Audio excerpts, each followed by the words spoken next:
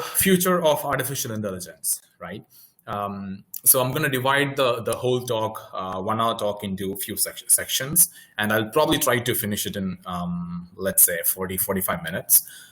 If you have questions, you are free to shoot that question to the channel that you have. I'll answer them one by one after the talk. Even if we have to extend for next another 15-20 minutes, I'm happy to do that to answer your questions. So this is not a technical talk to give you the gist about what the talk is going to be. This is not a technical talk at all. It's going to be where are we now, what is this going to be, how COVID-19 has impacted the field of artificial intelligence. This is a very generic topic, but then I will definitely give you the guidance, the pointers to what you should do to get into this fancy world of artificial intelligence, right? Before jumping in, what makes me the expert? I'm the author, as Praveena said, I'm the author of PyTorch Deep Learning Hands-On book. That was the first PyTorch book that came into the market. I'm known as H8Second in the internet. You can find me with this tag in Twitter, LinkedIn, and probably anywhere that I have a presence. I'm an author, I'm a trainer, I'm an international speaker. I helped build FSEai. Hanger. FSEai is the most performant deep learning server right now existing. It's better than TensorFlow serving, which is from Google. It's better than PyTorch serve, which is from Facebook. I'm not getting into those technicalities. Hanger is a data version toolkit. Stockroom is another toolkit that I have designed from the scratch up. I work at TensorWork full time. And along with that, I have created a fullstackengineering.ai. That's a teaching platform along with Robotics. Right, so that's me. Time for a poll. You will have a poll coming to your session now. If you can answer that poll. So on the left-hand side, you have a poll session. If you take that, you will have. Oh yeah, it came to the screen. So this is the poll. If all of you can give me an answer, I probably would not know who has answered, but this will give me, an idea about the crowd. Okay. I'll give, let's say, about 20 more seconds, then we'll start.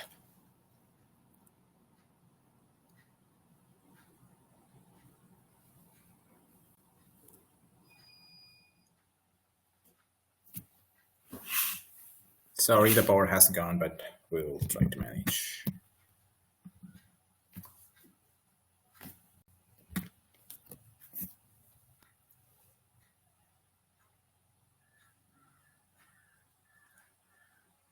Okay, so I guess that's about it. We have about 5 plus 1, 6, 17, 23, 46, 47 votes. Considering the number of attendees is about 50, I think this is, I'm showing the result to the attendees. Okay. All right. So I think the majority of the crowd is, I have read it in the media. There is I think the second biggest category is noobs, beginners who are trying to explore and have used some APIs. I could see one expert. Yeah, so, and I could see one person who had never heard about it. And there's about 5 votes for have been developing AI for less than a year. I would still consider them as expert, but the people who knows a few things. Good. All right, so let's get back to the poll. You guys can still see my screen, right?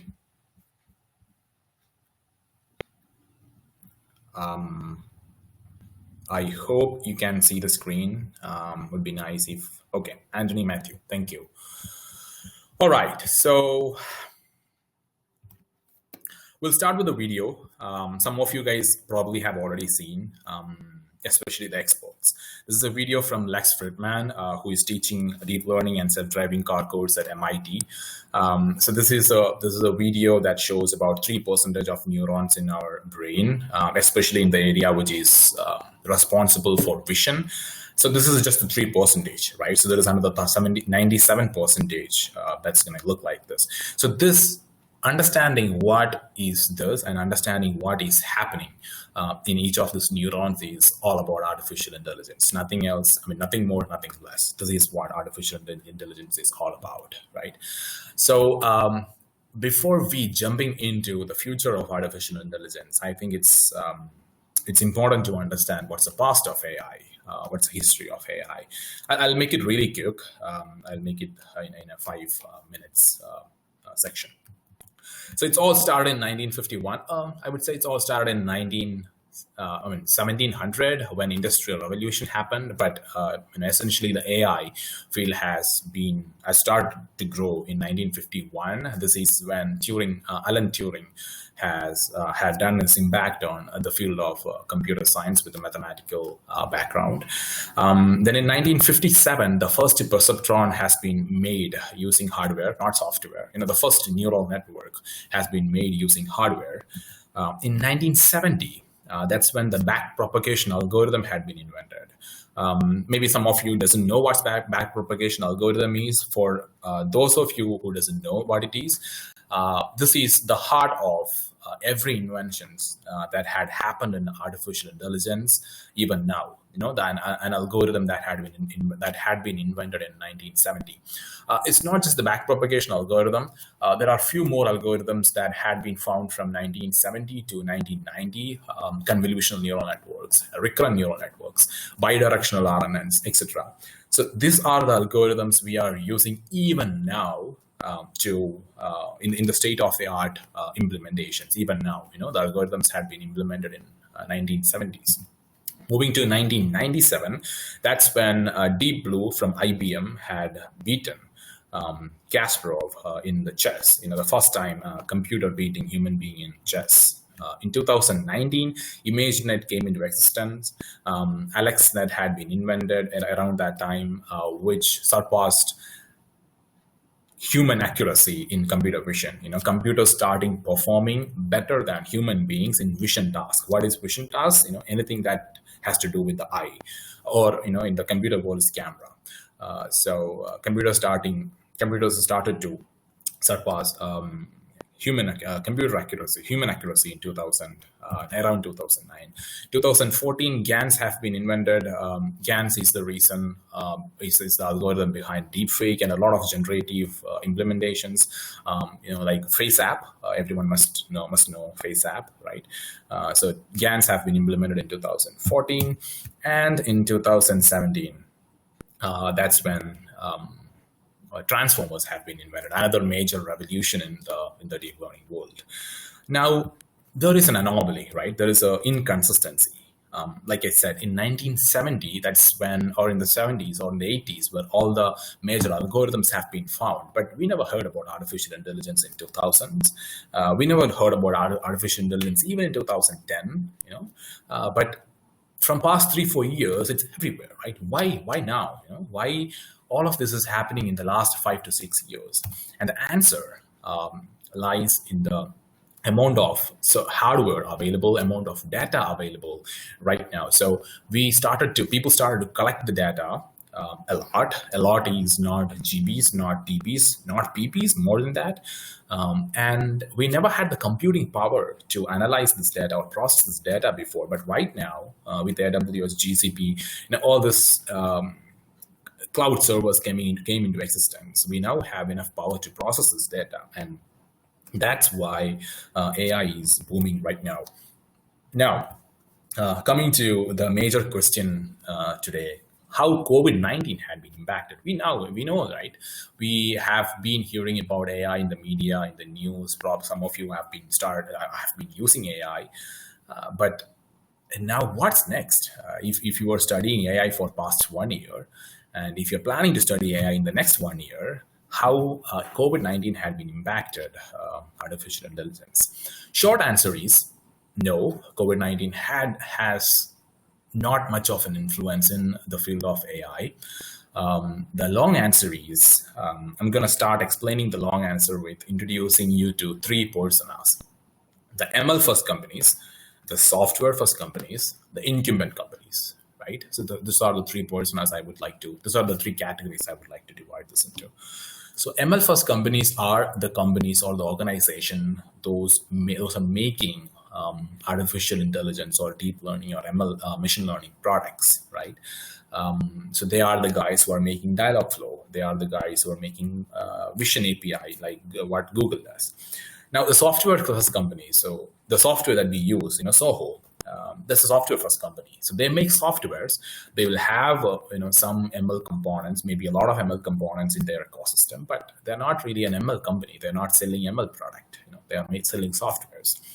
Now, there's a third category, the incumbent companies. The companies they may be using software, but it doesn't really have a huge impact because of software. So they don't really care what happens in artificial intelligence, or they may be using it, but it's not directly affecting their revenue or profit. Now, I think the third category, the companies who are in the third category, are not going to invest in artificial intelligence probably for next 1 year or 2 years. But the first category, ML first companies, they will and they have to, because they started with the only goal, which is to make ML product. And since AI or ML is still considered as a research field, it's not completely matured enough to be a streamlined mainstream product or technology. People are using it, but still it has flaws. There are scope of research. So the fact that AI is still under research made them plan for next few years anyway, even if they don't have clients, even if they don't have revenue coming in. These companies will survive for next few years, regardless of what happens in the market.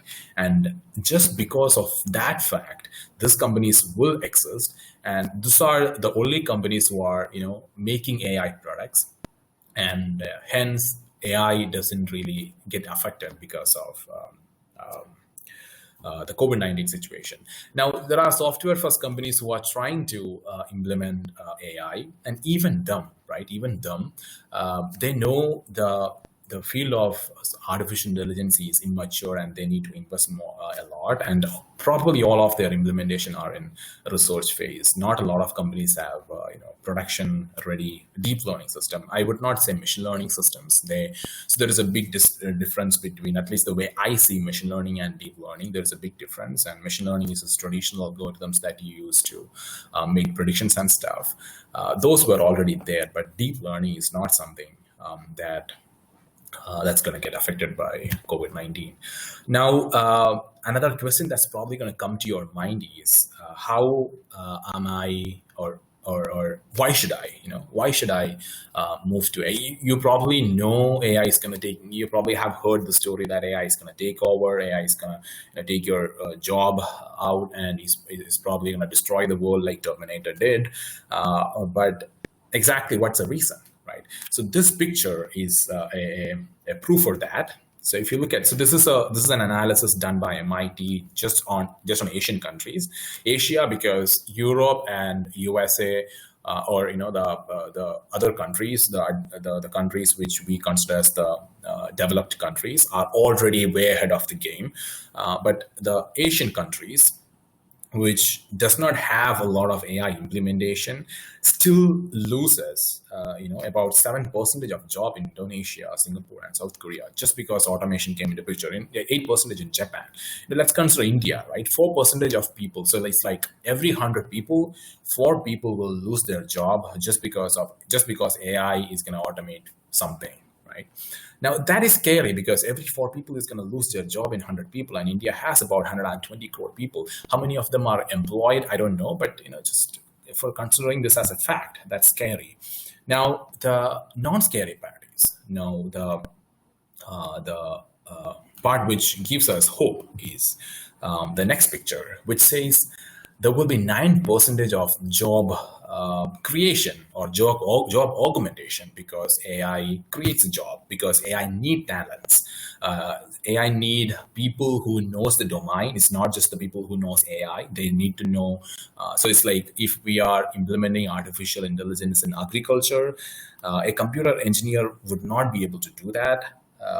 A farmer, somebody who knows how to farm, how to do agriculture, and who know how to program, will be able to solve the problems in agriculture. Not a computer scientist, not a farmer. We need the skills of both people to solve a problem in a domain. So AI is going to create job, but not with the current skill that you have. You have to upskill yourself, and you must be asking, how can you upskill?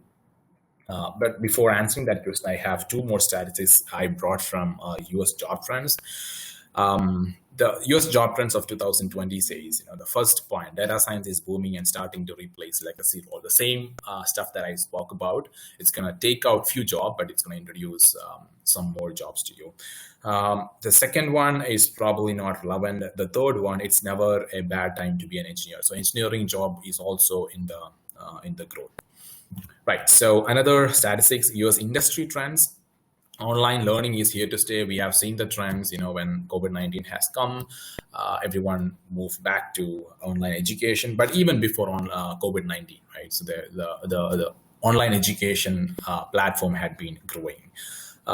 That's not our point of discussion. Let's come to the second point. The future of the tech industry relies heavily on people skill. What is people skill?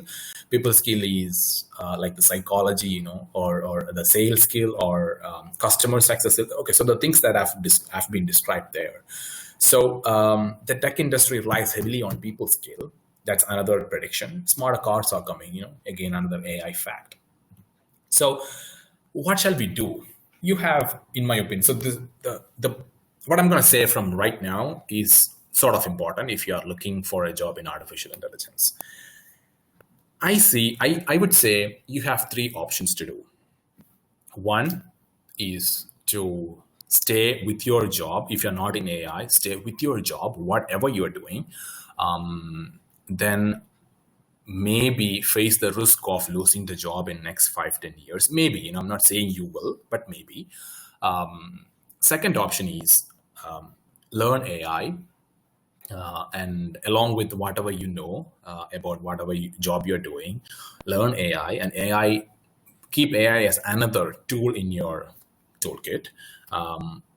Because I don't see AI, I don't see a job which says AI developers anymore. I would consider every job role is going to require AI skill set. So it's going to be like, a de facto skill that you need if you're a programmer, especially. So even whatever job, so like I said, the agriculture example, right? Whatever field you are in, you having an AI skill set is going to help you in any way. So that's the second option that you have. The third option that you have is to learn people skills. So if you go back to the slides, right? So another industry that's going to come up is the people, is the other set of, and the skill set is going to come up is the people skill set. Because AI can't solve that. AI, I don't think AI will, at least in the next 100 years, AI will never be able to, talk to somebody and convince him to buy something, or, show emotions, or there are a few things that only human beings can do, which is not something AI could do. Because, if you're going to a park and if you want to enjoy an ice cream, you would not want to enjoy that with a robot. You want to talk to a human being, right? Even if the robot is extremely good at talking and convincing you that it is a human being, if you know that's a robot, you don't want to talk to the robot. So you need human beings for that. So people skill is definitely on the growth. So you have three options. So for those who are in trying to get the people skill and trying to grow their expertise in that area, this webinar is not for you. You can probably leave. Because from now we are going to specifically talking for the second category of people. So the first category is off the chart, right? It's the people who are going to stick with their job and not really want to move on. It's off the chart. So that's there. The third category is also off the table. Now, from this point onwards, we're going to focusing on the second category of people who want to learn AI along with what they already have. So now the question that you should ask yourself is, so once you decide that you are in the second category, now in the second category in AI, there are, I don't know, like, 10, 100, thousands of subfields. What are you going to take up, right? What do you want to study? What is your interest? So the question that you should ask yourself is, consider all the technological advancement that you have around with you, and ask yourself what you will be doing at the end of your 30s, right? What do you want to do with your life? So just taking a break here to make sure people haven't slept with my lecture. Can everyone give me a show of hand, or maybe say yes if they are still listening to me? And am I audible? Okay, I have response. Anthony, Matthew, thank you. Shubhan, Vineet Varghese, Shabina Nair. Okay, all right. So that's quite a lot of response. Okay, all right. So let's continue. We have about 35 minutes more. I'll try to finish it in, let's say, another 15 minutes, I guess. We have a few videos to see. That'll be fun. Okay. Okay, so have you seen Samsung Bolly? If you haven't, it's a prototype product from Samsung. You probably won't be able to listen to the voice, but the voice is irrelevant here. So one of the advanced field in artificial intelligence is right now computer vision, as I have told. Sorry, I was bit off minded. Okay, so are you guys able to listen? Can you guys hear the voice from this video? Were you guys able to hear the voice from the video, or just the video? Okay, perfect. You were not. Okay, that's cool. Okay, then I'm gonna play this again. Okay, so Wally is sort of like a robot, but not a typical robot that you would see. The most advanced or complicated piece of software Wally has is its vision, to look at things and comprehend what it is there, right? Okay, so Wally is one good application of how AI is going to help people. Smart assistants, like Google Home and Amazon Alexa have been hammered in the news, and a lot of people have probably already have that. So I would see a lot of such approaches from different companies. Like Samsung is going to come up next with the different products like Wally that's going to help us doing a lot of things. And almost every such thing requires computer vision, because looking at things and understanding what's in front of you is the most important thing for a human being. Right. Okay. So that's Bolly. Let's the video to be completed. So you can see different components, right? Different components that's gonna make your home smart. All right. I think that's good. Let's move on to the next. This is a home delivery robot, and there are different implementations. Like home delivery drones, home delivery cars. So Voyager is another company right now is trying to do deliveries in California, deliveries in car, like a self-driving car, honking at your gate, giving you stuff. That's there. So self-driving robot is one. Okay, so all of this, I was talking about computer vision. Now about the robot, let's get into reinforcement learning. Learning from experience is something that's under heavily funded research, because people believe reinforcement learning is the entry point to AGI. AGI is artificial general intelligence, which is essentially human intelligence, which is considered as human intelligence. So people believe that AGI is possible only through reinforcement learning. So yeah, again, here you see the application of computer vision, but one thing that you probably won't see or comprehend from the video is another application of sequential data processing. So a robot like this will get a stream of data from its sensors. For example, let's say the robot stands at a place and there's a car coming from the opposite side. The distance from the car is being measured by the sensor, right? So now the distance is going to come down as the car approaches you. And one of the ways the robot could figure out, there are multiple ways to do it, but one of the ways the robot could figure out how the data has been changing is by analyzing the historical evolution of the data.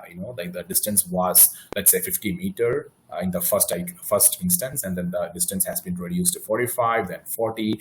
That historical evolution had told the robot that car is approaching you, probably you should move, probably you should do something about it. So processing the sequential data is being done by another field called natural language processing. I wouldn't say natural language processing, but recurrent neural networks is the neural network architecture, or sequential data processing is the architecture or the stream that deals with sequential data. Natural language processing is essentially using the sequential data processing capacity to solve natural language problems. And what is natural language? Human language, English, Malayalam, whatever you speak, that's natural language. So solving natural language or processing natural language is done by sequential data processing, which is the exact technology, maybe with slight modification, is being used by the robots or any system that process sequential data. Let's move to self-driving cars. This is a long video. I want to skip. Can I skip? Oh no, sorry. Okay. Hi Sherin, this is Amit here. Can you just click on the hide button on the bottom? Let's start from here. Okay, so this is a Google car, Waymo, that's driving through the roads of California. Self-driving cars have been there, and all of you probably have heard about it. All of you probably have seen videos from Tesla, which is like state of the art. When I first saw the video from Tesla, I couldn't believe my eyes how they turn through the blocks in the road, go through the construction works, etc. So this is awesome. Again, self-driving car uses all those technologies like computer vision, sequential data processing, reinforcement learning, all of this, right? So we're going to move to the next application. So this is not an application. This is essentially an impact. This is an impact Google had done in India about floods. Again, this is a long video. I'll probably send the link to this videos later because we don't have a lot of time. But using AI, they were able to predict the flood, the level of water, and they were able to help the communities to escape from the adversarial effect of flood or any natural calamities, for the matter of fact. So these are good. Now there's another field called, like I said, generative neural networks. So there are different applications of generative neural networks, which I don't want to get into. So I would consider 4 main fields under artificial intelligence, which you can explore right now. First one being computer vision. Second one being sequential data processing, which is mostly focusing on natural language processing right now. Then the third category is reinforcement learning. And the fourth category is generative networks. So these are, I think, the 4 main categories that you should focus on. Not all the 4, one of them or 2 of them. The idea is that fundamentally, the implementation for all of these fields are same. All the fields uses backpropagation algorithm. All the fields are built on the idea of neural networks doing forward pass and backward pass. So the ideology, the things that you're going to learn for any of this field is going to same, the foundation. Then you have to build on top of that for the particular specialization that you want to work on. Along with that, the question is, what does the industry need right now? So there are different technology the industry needs, like the normal software, computer programming, like web development, or game development, scientific computing, robotics, web scraping. Data science is in boom, definitely. Data science has a lot of different fields under it. So this is a question that I usually hear a lot.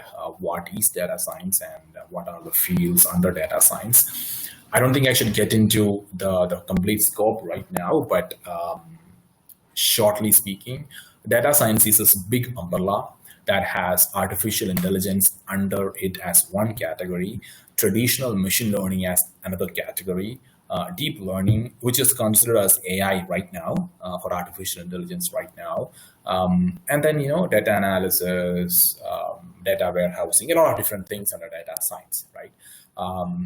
So all the fancy things that you have seen in the media about artificial intelligence is happening in deep learning, nowhere else. Not in machine learning, not in data analysis.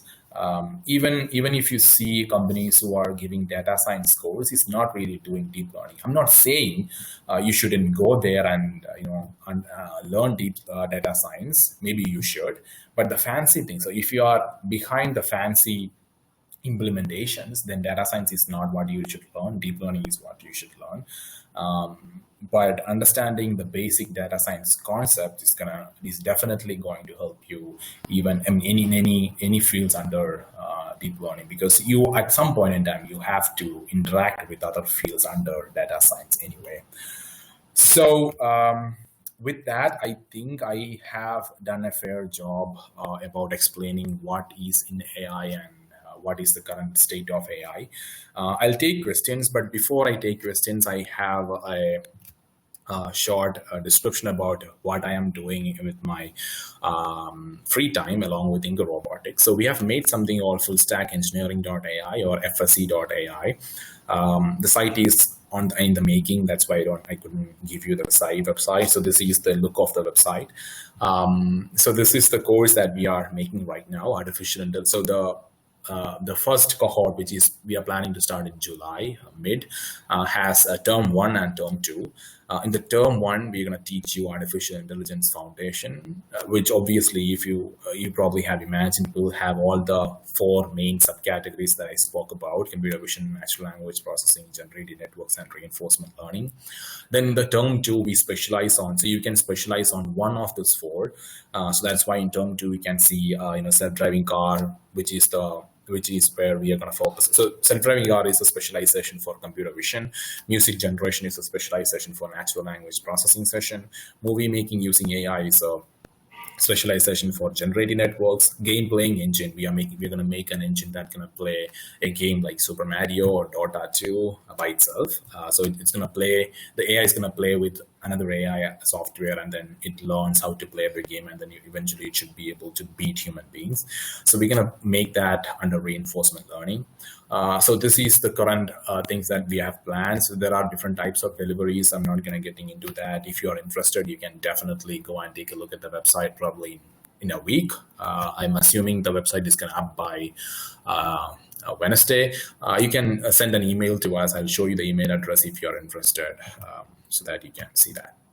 Okay, so a demo that I have might help you to understand what exactly we are trying to do, but I have to say the demo is going to take up a lot of my computing resource from my laptop, so I probably won't be able to do the demo plus the presentation. So I have recorded the video in here. I just want to play it for you, but before that I would like to ask you guys whether you were able to see whether you are able to see the VLC, my video player. Can you see the video player? I will. Yes, Sherin, it can be seen. Awesome. You can see the video player. I'm going to play the video here. So this is something that I have made in the past day, in the past week for our students. So this is a car that drives by itself. So on the right side, you can see me making my algorithm, making the predictions about the software angle, how much the the steering has to be turned. So the same measurement that you can see on the right-hand side, the terminal, you can see on the screen where the car is going, under the angle, so where my mouse pointer is, you can see the same angle there. So what this essentially does, so this is like a game engine made with Unity, a very simple game engine.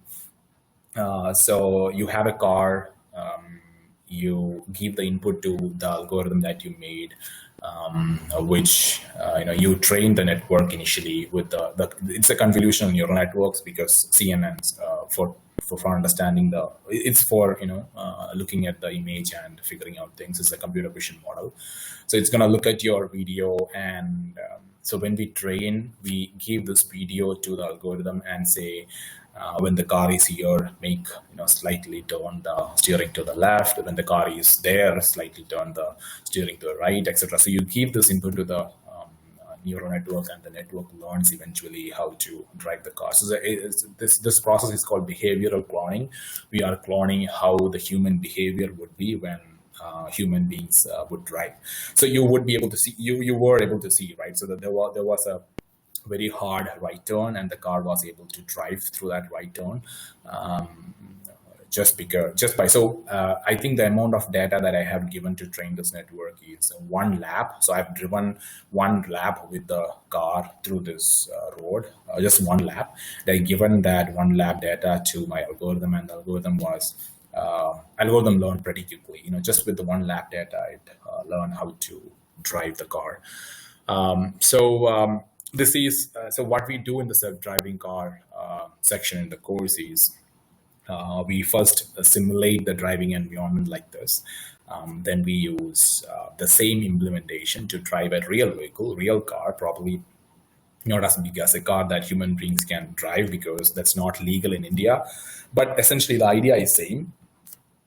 You use the same algorithms that you use in simulation to drive a toy car. You use the same algorithm to drive a real car. I mean, the complexity definitely increases, right? It's not easy for somebody to make a self-driving car in 5 days, right? So the complexity definitely increases. But I'm not saying you can beat Google and with 1 month of our course, but what I'm saying is you will understand how things work. And the idea of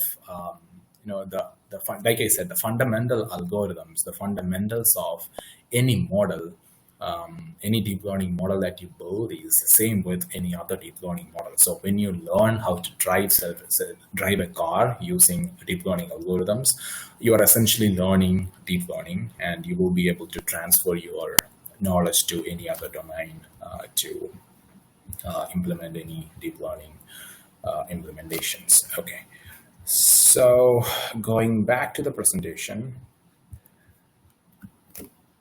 So the course is going to be the first cohort. Because we are starting, the first cohort is going to be invite only. You will have to get an invite from us. For you getting an invite, again, you have to send an email to us. The course is costed at about $1,500, if I'm not wrong, and we are running with an offer of 66.66% right now. If you're joining within this month, you're going to get an invite coupon. So the coupon is like you can share that coupon with one of your friends, and if your friend is joining with your coupon, you're going to get another 10% discount on top of the 66.6%. With that, I would like to conclude the session. I am H2nd in the internet. You can find me in Twitter. You can find me in LinkedIn. Reach out to me if you have questions. I'd be happy to help you. Send an email to info@robotics.com if you want to know more about the course, if you want to get a brochure, or if you want to take the early board and build a self-driving car or any advanced AI application along with us. Oh yeah, one thing I forgot is we are hosting a self-driving car challenge by end of the first cohort. One cohort is approximately 8 months. By end of the 8 months, we are hosting a global self-driving car challenge. So we have students joining from different parts of the world, from UK, Africa, UAE, and India. So a global self-driving car challenge, you can group with anyone from the world and build a self-driving car. And we will host a challenge where you will send the software that you built after learning the course, you will have the time to build the self-driving car software piece. You will send that to us, and then we will drive that car in the road that we have built. And there's a price. It's a challenge, so you will definitely have the prize if you win. I mean, even if you're not winning, if you're not winning, you have the software piece with you. You can implement that, and that'll be a really good portfolio project for your future endeavors. Sorry, I missed the voice. Okay, all right. So with that, I think I'm concluding. I was supposed to run till 6:30, but I'll keep the next 15 minutes for questions if you have any.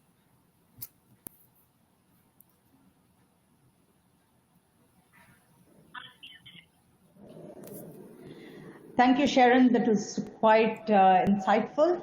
And Sherin, we have some questions here from the audience. I can read out the questions from here and answer, but okay, let's start from the beginning.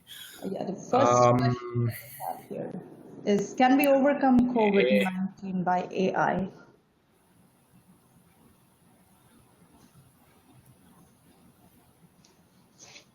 Can we overcome COVID-19? Can we overcome COVID-19 by artificial intelligence? There are attempts. So, in fact, I am working with a few hospitals in Italy to make something called, I can maybe show you. Let's see if I can bring it up.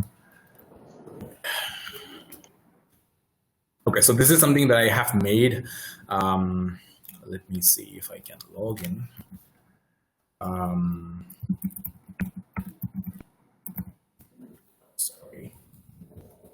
Sherin, you can actually tick off the unanswered questions, so it comes. Right, I am in. So this is an AI implementation that we have made. So this is the scanning from the COVID-19 patients. We use sorry, Sherin, can you hear me? Labels, and then we send this Can you hear us? The AI to make predictions. The AI will be able to predict the disease by looking at the annotations that we have made. So there are several attempts. At least there are 10, 15 attempts that I know that I could think of right now by using AI to solve different problems of COVID-19. So this is one to predict the disease early and suggest cure. There are attempts to predict the medicine. There are attempts to make deliveries with robots, like the robot that we have seen. So there are different attempts. I can't say we can overcome with AI, but there are attempts. I'm hopeful. What will be the chances for freshers in ML first company after COVID-19? So the fact about COVID-19. So my main point is there is no reason you have to include COVID-19 in this context if you're looking for an ML first company, because ML first companies are hiring just like how they were hiring before, and probably they are hiring more because some other companies had to lay off people. So these guys know they get good people right now, so they are hiring more. As far as you have skills, I personally have been hiring for deep learning. I mean, not right now. In the previous company, I have hired a lot of people. I've set up the data team there. The major bottleneck that I had was the unavailability of talents. There were instances where I have interviewed about 80 people to hire one person. So that's a situation that we have right now. As far as you have skill set, you have enough skill set, and you can prove that, there is no question that you won't get a job or not, regardless of whether you are a fresher or not. And even for freshers, there are a lot of internship opportunities which are open right now. You can reach out to startups, you can reach out to companies, be active in LinkedIn and Twitter, reach out to good HRs, good CEOs, good founders. They will definitely be happy to talk to you if you're good. All right, moving down. Could you hide the screen sharing? No, I'm sorry, guys. Yeah, I'm sorry, I didn't see this. What do you think of the movie Her? Her is an overkill. I mean, we are not there yet. And I don't think we will be there in the next 50 years, or maybe I don't think we will be there in the next 100 years. Yeah, that's a exaggerated view of how AI could be. I mean, we could see that even the movies. I forgot the name of that movie. There was a movie in I think in 1980s or 1990s, which shows you something similar, right? But yeah, it's. I think movies are pretty good way of pushing the technology, because if you look at how Elon Musk, an example, instance, how he is doing things, he's trying to do the things that have been in the movies from last decade, right? So maybe it's a good idea to push the technology forward, because we can imagine the imagination of human being is unlimited. So that's good, but we are not there yet. How about edge interference in AI, inference in AI? Have promising future. I am assuming you meant what you mean by edge is the edge devices. Can you say yes or no if that's what you meant by edge? Because there are different edge. Okay, so what do you?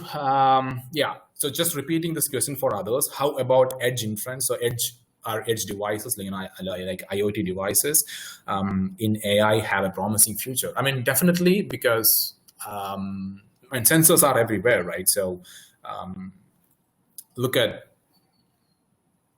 around you, right? So sensors are everywhere, devices are everywhere. I think it has a promising future.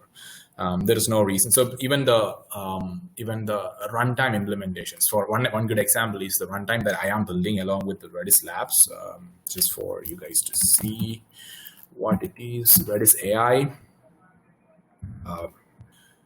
So come on. Yeah, so Redis AI is an implementation. It's a deep learning runtime, so it can take your deep learning implementation and run that on an edge device or a server or a cluster, whatever.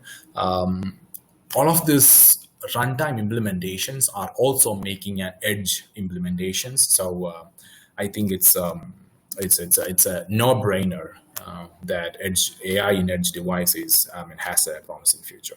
It's definitely there.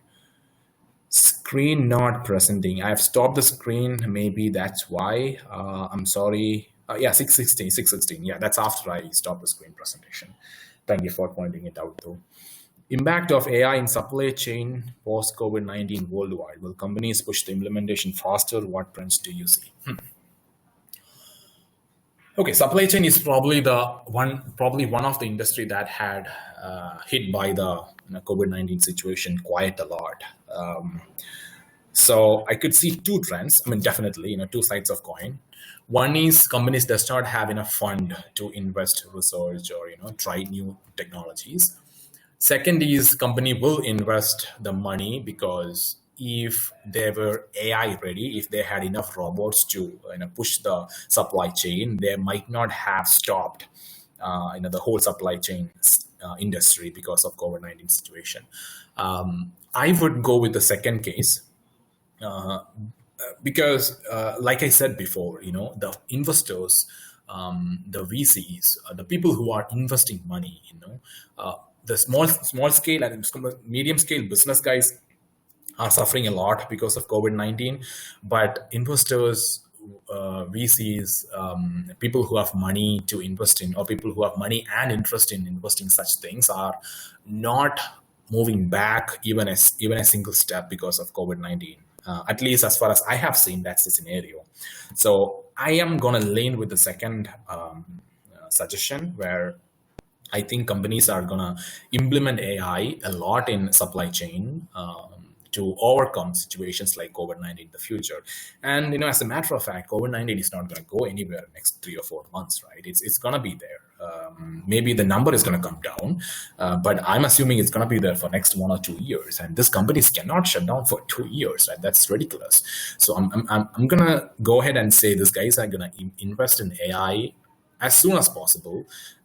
So there are attempts in US to do the deliveries with drone and robots even now. So I could see a lot more such attempts to come up now. Maybe in a country like India, where self-driving cars or even drones, the simple non-AI, non-intelligent drone is sort of illegal, right? Even in a country like India, I could see that's coming up pretty soon.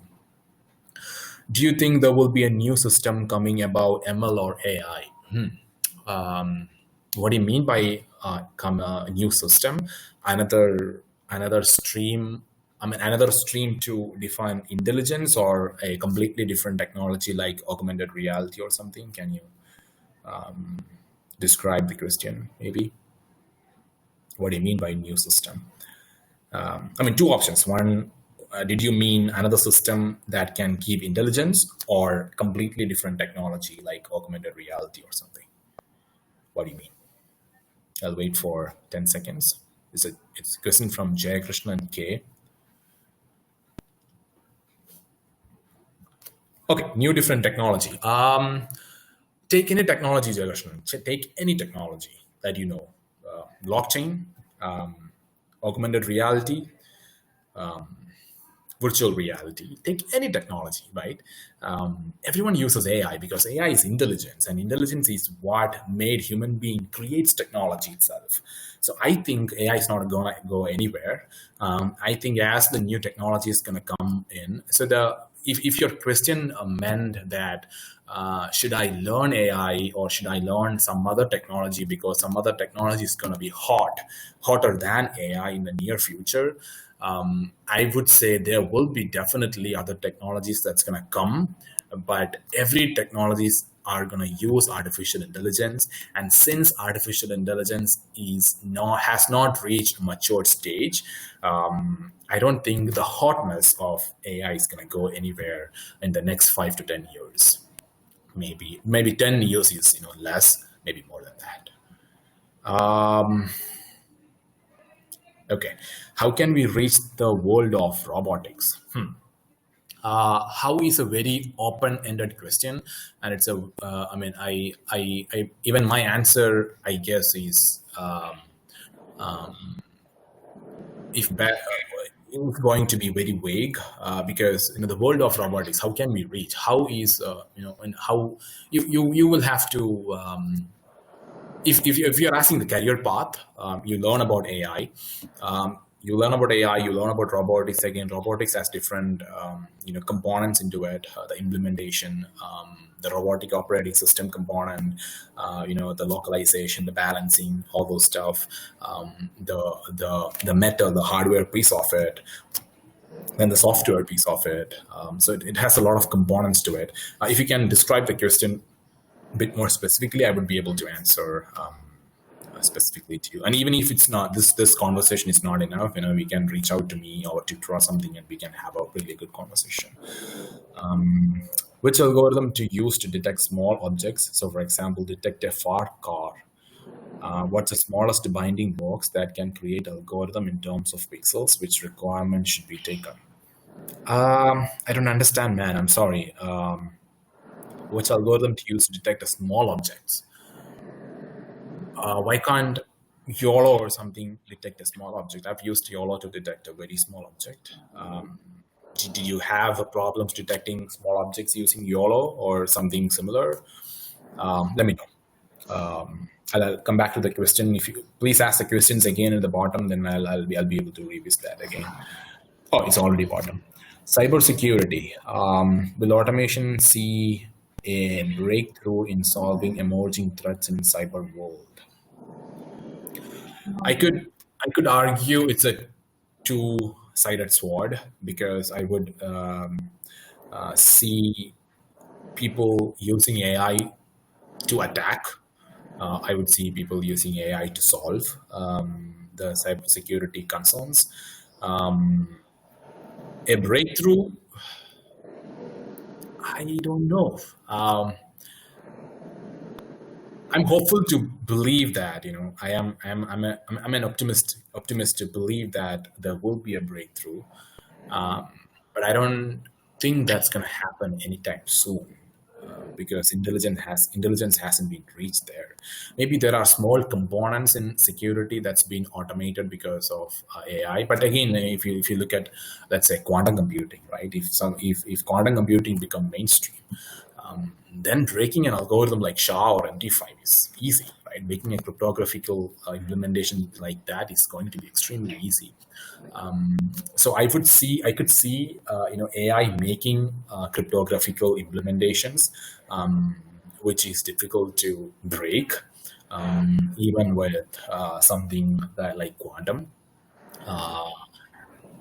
And I could see AI solving problems like anomaly detection, fraud detection. I mean, those implementations are already there, right? They're not really AI.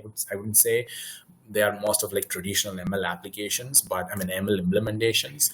And the number of people who are going to implement such implementation are definitely going to go high.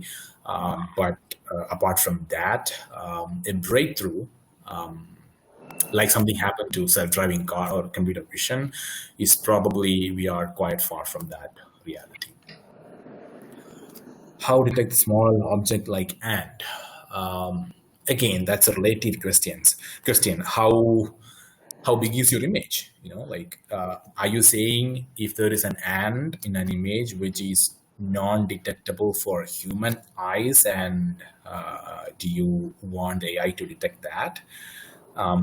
Anyway, this is being a very technical question. Why don't you reach out to my Twitter handle?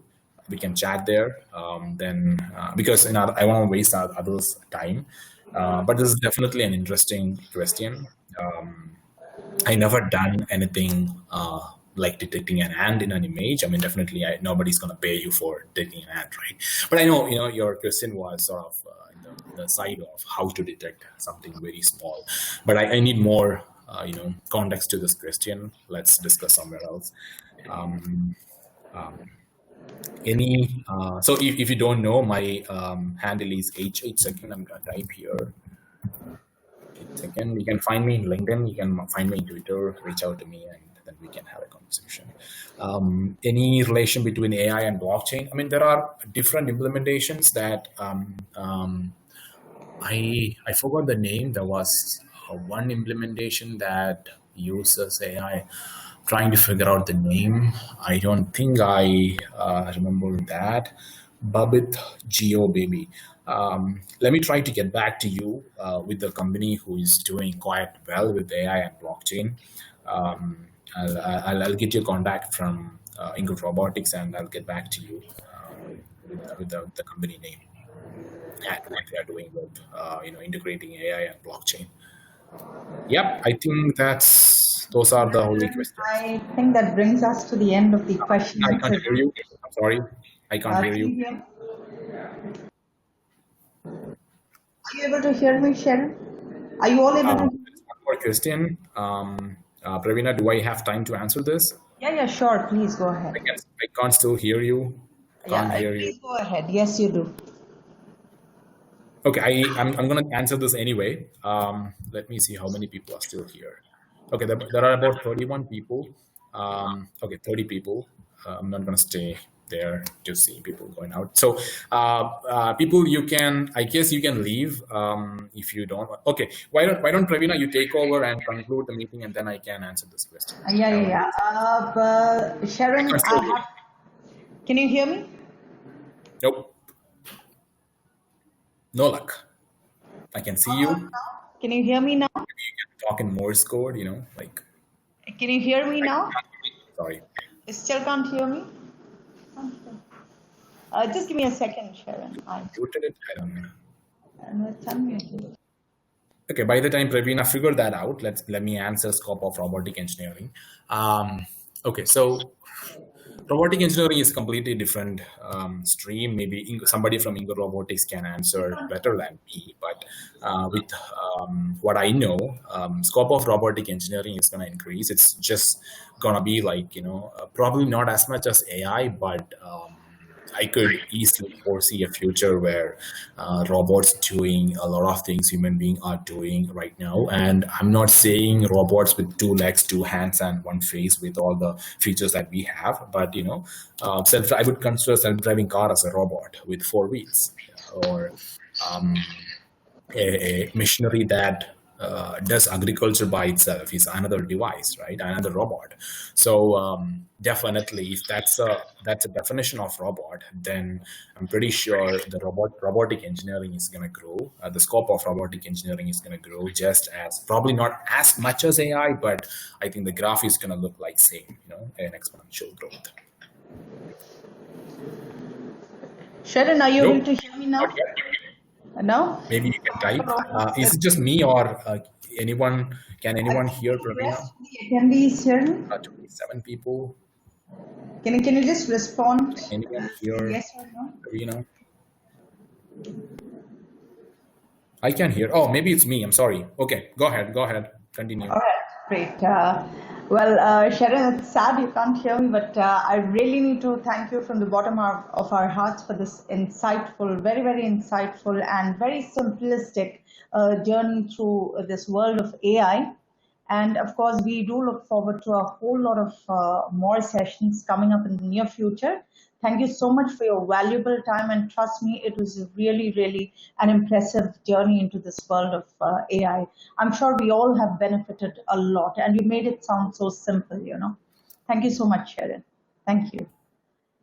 Thank you for your time. Thank you. I can hear you now. My system was muted. I'm sorry. All right. So thank you so much, Sherin. That was an amazing, insightful journey. We really look forward to a lot more sessions from your end, and all the very best for us. Yep. Thank you. Thank you, guys. Thanks, everyone. I'm going to stick here for maybe a few more minutes. Can I, Pravina? Can I? Sure. I think there are some questions which are over. Right.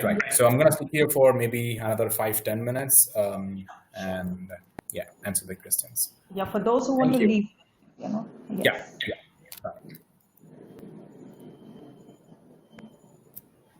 Okay, so I was trying to answer Paul V. Matthew about the robotics question. How can a student reach to a field of robotics? I think the best option is to start exploring the fundamentals of robotics. You can take a good course from some institute that gives the fundamentals of robotics. Inga Robotics is one company that I know giving really good fundamentals of robotics. There are other forms.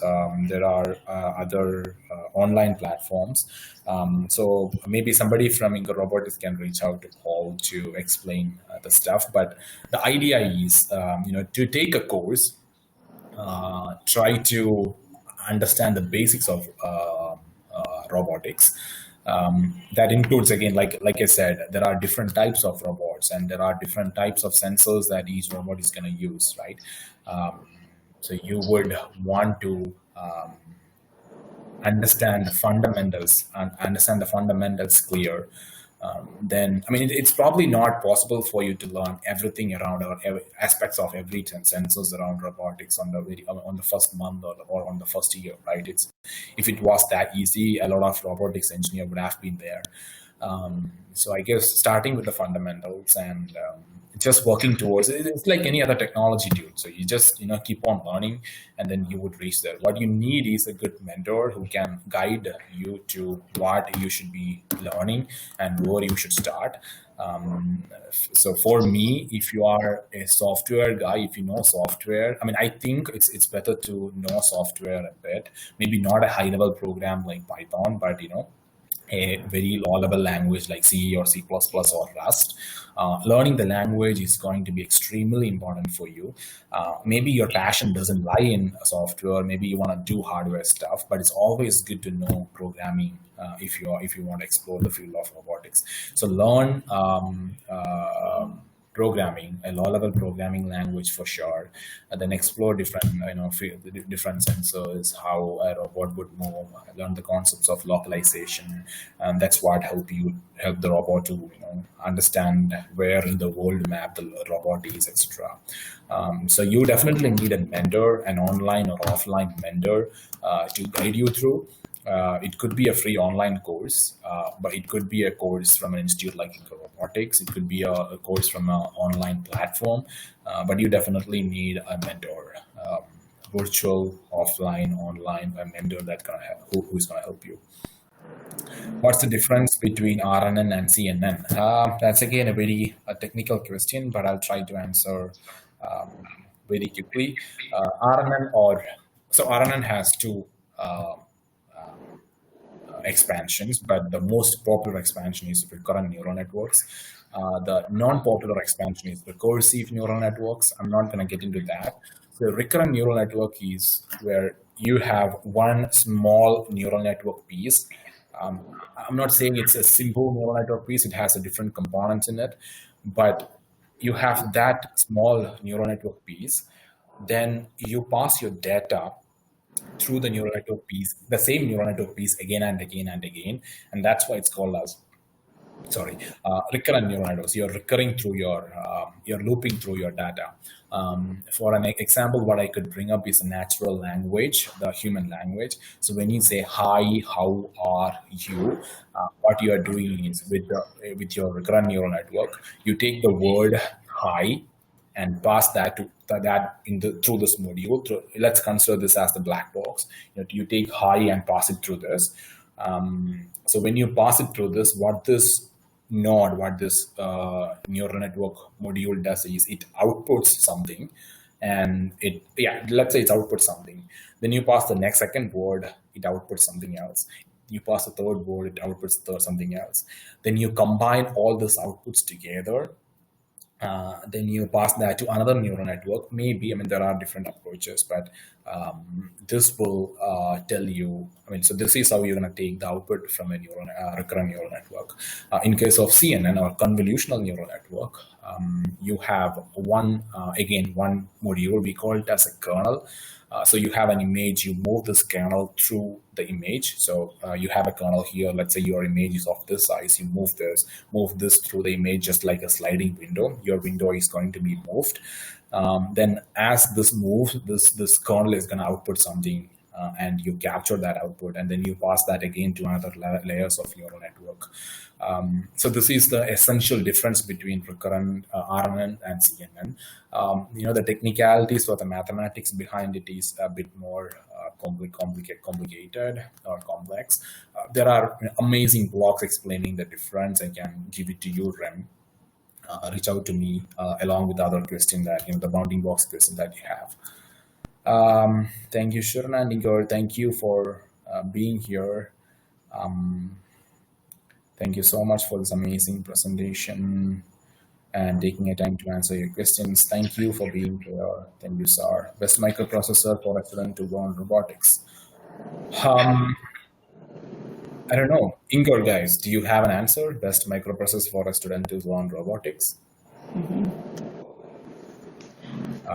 we have the tech guys there? From the technical side, can get back to Rim on that question, and we'll take care of it. So help Paul. He has been asking questions about. Absolutely. Okay. How to train informations via curve example, information via sensor. What do you mean by? Can you describe the question? How to train information via curve example? What's a curve example? Did you mean by the curve from a self-driving car? Maybe I'm assuming that's a little more specific, Rem. Yeah.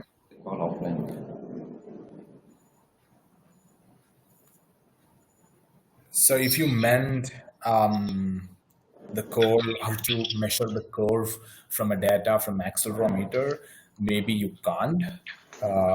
You would use other sensors like the radar that you have, or maybe LiDAR, or even from camera. So the example that I have shown you, I have detected the curves from the input from the camera, the video stream, not from the sensors. So these are different approaches that you could implement. There is no simple answer to this question.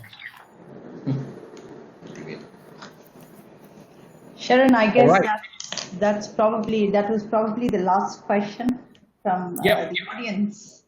I must thank you for your perseverance and patience. And thank you for having me.